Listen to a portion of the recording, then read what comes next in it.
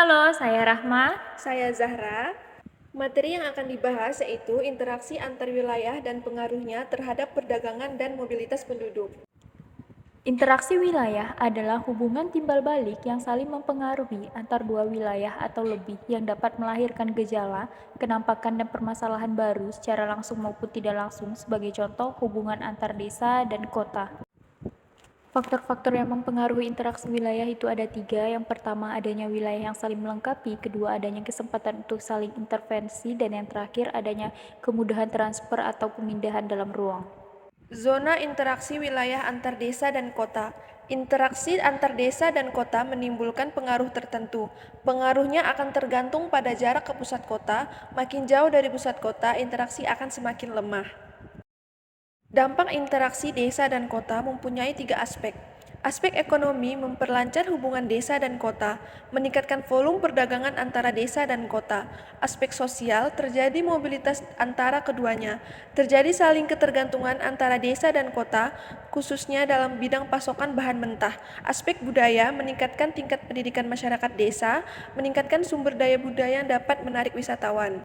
2 gejala interaksi desa. Yang positif, meningkatnya cakrawala pengetahuan penduduk desa. Terjadinya perubahan tata guna lahan yang dapat menimbulkan masalah. Yang negatif, terjadinya penetrasi kebudayaan dari kota ke desa yang tidak sesuai dengan tradisi masyarakat pedesaan. Terjadinya perubahan tata guna lahan yang dapat menimbulkan kerusakan lingkungan. Selanjutnya ada 2 gejala interaksi kota. Yang positif, kemajuan bidang transportasi yang menghubungkan desa dan kota. Tersalurnya hasil-hasil produksi di wilayah pedesaan.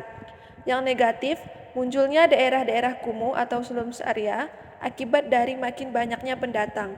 Tata ruang kota menjadi tidak ideal sebagai tata ruang kota yang dinamis. Dampak interaksi wilayah terhadap perdagangan dan mobilitas penduduk itu apa saja ya?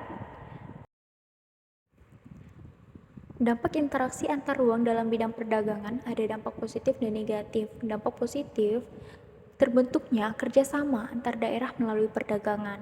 Keuntungannya semakin banyak yang diraih. Sedangkan negatif, pasar dalam negeri cenderung dikuasai produk asing, perusahaan dalam negeri yang tidak mampu. Selanjutnya, dampak interaksi antar ruang terhadap mobilitas penduduk itu ada dampak positif dan negatifnya juga. Positif, terpenuhinya kebutuhan akan tenaga kerja di kota, meningkatkan taraf kehidupan di penduduk desa karena sebagian pendapatannya kembali ke desa. Negatif, banyaknya tindak kejahatan di kota dan meningkatkan pengangguran di kota karena sebagian urbanisan kesulitan memperoleh kerja. Selesai sudah penyampaian dari kami. Happy watching!